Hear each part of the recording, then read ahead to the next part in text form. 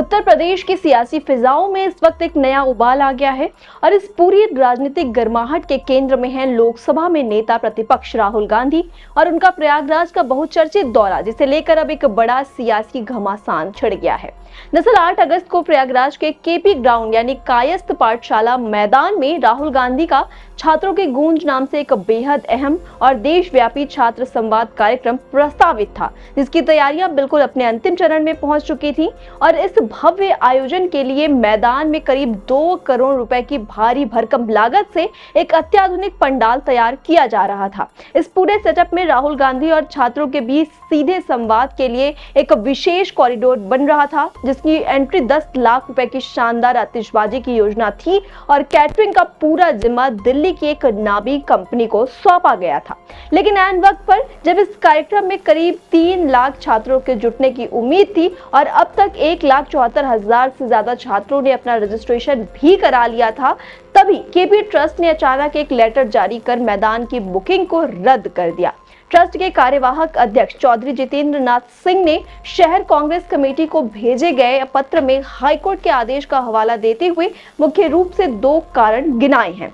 पहला ये कि मैदान के पास स्थित 2 स्कूलों के बच्चों की पढ़ाई इस बड़े कार्यक्रम के शोरगुल से बाधित होगी और दूसरा ये कि लगातार हो रही बारिश के कारण आउटडोर खेलों के लिए बना ये मैदान बुरी तरह से खराब हो जाएगा, जिसे दोबारा ठीक करने में काफी समय और पैसा भी लगेगा। ट्रस्ट ने कांग्रेस को यह कार्यक्रम बारिश के बाद छुट्टियों में करने की सलाह देते हुए उनकी जमा कराई गई धनराशि भी चेक के माध्यम से वापस ले जाने का फरमान सुना दिया है। बुकिंग रद्द होने के बाद अचानक हुई कार्रवाई ने कांग्रेस के भीतर भारी आक्रोश पैदा कर दिया और पार्टी से सीधे तौर पर भारतीय जनता पार्टी यानी बीजेपी के तुच्छ राजनीति और एक सोची समझी साजिश करार दे रही है। यूपी कांग्रेस अध्यक्ष अजय राय और जिला प्रवक्ता हसीब अहमद ने कड़े तेवर अपनाते हुए आरोप लगाया कि भाजपा और आरएसएस के इशारे पर सरकारी मशीनरी ने केपी ट्रस्ट के प्रबंधकों पर भारी दबाव बनाया है, क्योंकि सत्ता पक्ष राहुल गांधी के इस कार्यक्रम से बुरी तरह घबराया हुआ है। कांग्रेस नेताओं का तर्क है कि राहुल गांधी इससे पहले 17 जून को राजस्थान के कोटा और 17 जुलाई को उत्तराखंड के देहरादून में भी छात्रों से ऐसा ही सफल संवाद कर चुके हैं और अब वे प्रयागराज आकर पेपर लीक, महंगी शिक्षा, सीबीएसई बोर्ड व अन्य भर्ती परीक्षाओं में धांधली और बेरोजगारी जैसे सुलगते मुद्दों पर युवाओं से बात करने वाले थे, जिसने सरकार की नींद उड़ा दी है। फिलहाल केंद्रीय कांग्रेस कमेटी की लीगल टीम प्रशासनिक अधिकारियों से बातचीत कर बीच का रास्ता निकालने की जद्दोजहद में लगी हुई है। शहर अध्यक्ष फुदैल हाशमी के मुताबिक मामला हाईकोर्ट तक भी जा सकता है, लेकिन यूपी कांग्रेस अध्यक्ष अजय राय ने साफ चेतावनी दे दी है कि राहुल गांधी प्रयागराज और इलाहाबाद के बेटे हैं, वे अपने घर वापस आ रहे हैं और 8 अगस्त को हर हाल में यहाँ पहुंचेंगे, चाहे प्रशासन मैदान की अनुमति दे या ना दे। अगर जरूरत पड़ी तो ये छात्र संवाद कार्यक्रम सड़क पर ही आयोजित किया जाएगा, लेकिन भाजपा उन्हें युवाओं की आवाज उठाने से रोक नहीं पाएगी।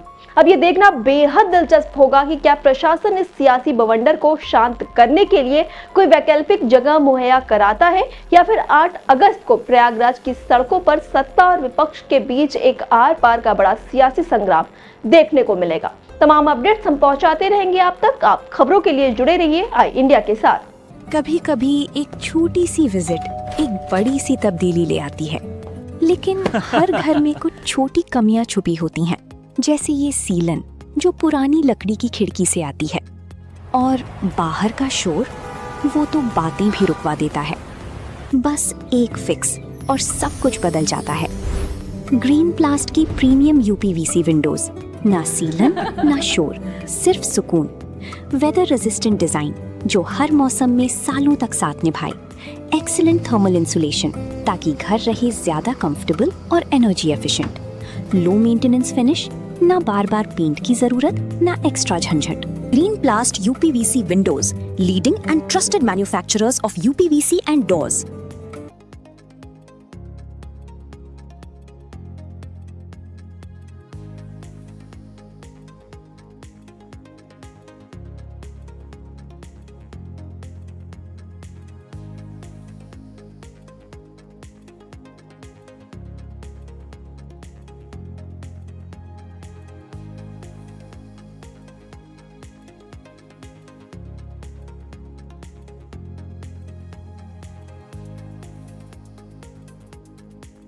चुनावी समर में आई इंडिया का महासर्वे, विधायकों का रिपोर्ट कार्ड, जनता जनार्दन देगी नंबर, टिकट से पहले भरोसे की बाजी, 5 साल के इम्तिहान का परिणाम, काम या सिर्फ वादों का जंजाल। आप अपने विधायक को फिर देना चाहेंगे एक और मौका?